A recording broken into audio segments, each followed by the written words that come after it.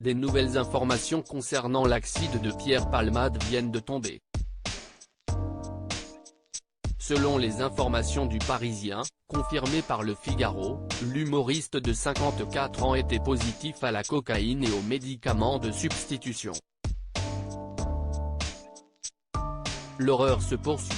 Victime d'un terrible accident de voiture sur la D372, Seine-et-Marne, dont il serait responsable, Pierre Palmade a été héliporté, entre la vie et la mort, aux urgences Bicêtre, au Kremlin Bicêtre. Ce vendredi 10 février 2023, comme l'annonçait en premier le journal du dimanche, le comédien et réalisateur de 54 ans aurait en effet percuté de plein fouet, avec sa Peugeot 3008, une autre voiture, une Renault Mégane. Dans celle-ci, se trouvait une femme enceinte, son frère et son fils de 6 ans, tous se retrouvaient dans un état grave et au pronostic vital engagé. Une troisième voiture serait, ensuite, venue s'encastrer, provoquant ainsi un suraccident, un amas de tôle à désincarcérer, et un cinquième blessé léger, un homme de 80 ans.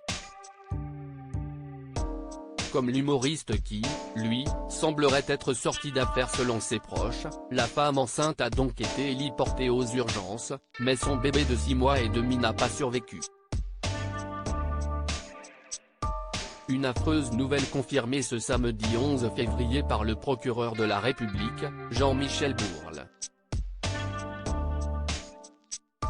Suite à cet accident, une enquête pour blessure involontaire par conducteur ayant entraîné une incapacité de travail supérieure à 3 mois a été ouverte, puis requalifiée en homicide et blessure involontaire, indique France Info. Pierre Palmade sous l'emprise de la drogue au moment de fait, une enquête qui risque d'être de nouveau chamboulée.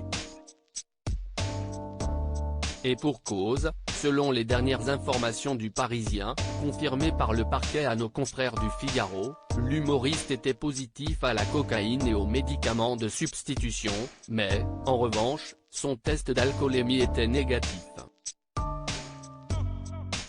Des analyses complémentaires viennent d'établir que la prise de cocaïne était récente. Les éléments se dévoilent donc peu à peu. Reste encore à connaître les raisons de la fuite des 2 jeunes passagers qui se trouvaient, selon les témoins de la scène, dans le véhicule de Pierre Palmade.